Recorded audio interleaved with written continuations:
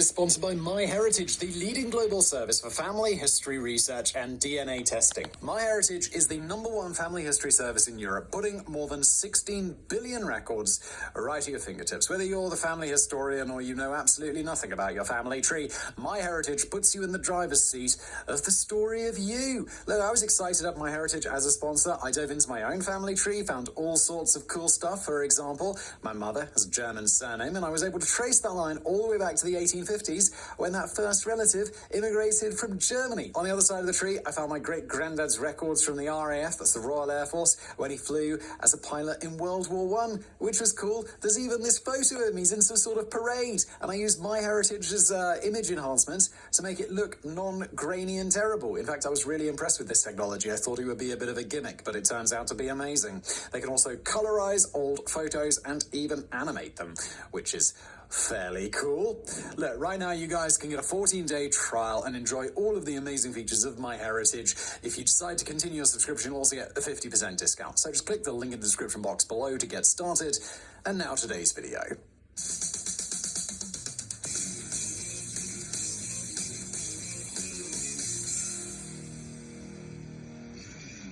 Let's start today's Mega Projects video with a little bit of a question. How do you know when something is old? And does this test change with context? We say 5 years is old. For a child, probably not. But for a ham sandwich, then, yeah, that's an old ham sandwich. What about a fighter jet? 30 years, maybe? What about a fighter jet, though, that's been in service for 65 years? And that brings us to the topic of today's video, the F-4 Phantom fighter bomber, Grandpa's fighter jet that still flies today.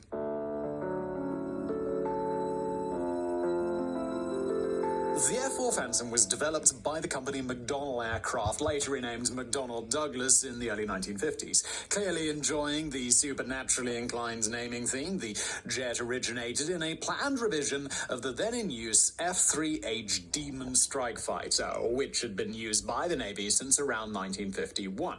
The new Demon had been planned to be used for close-range naval air superiority. However, McDonnell wanted to expand the role instead, aiming to increase the armament capacity and... Someone stealing a package from your porch?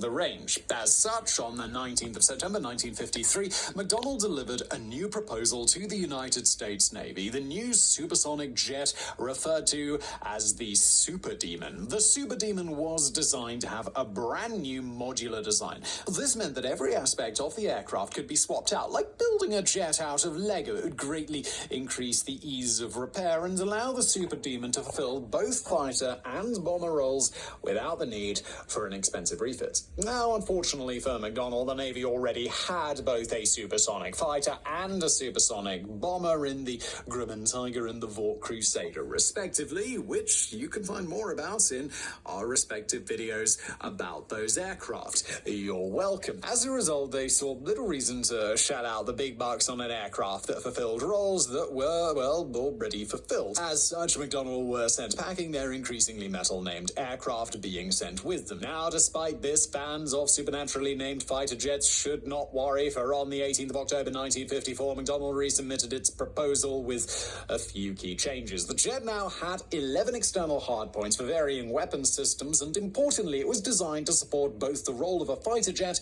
and a bomber, meaning that the jet was able to swap seamlessly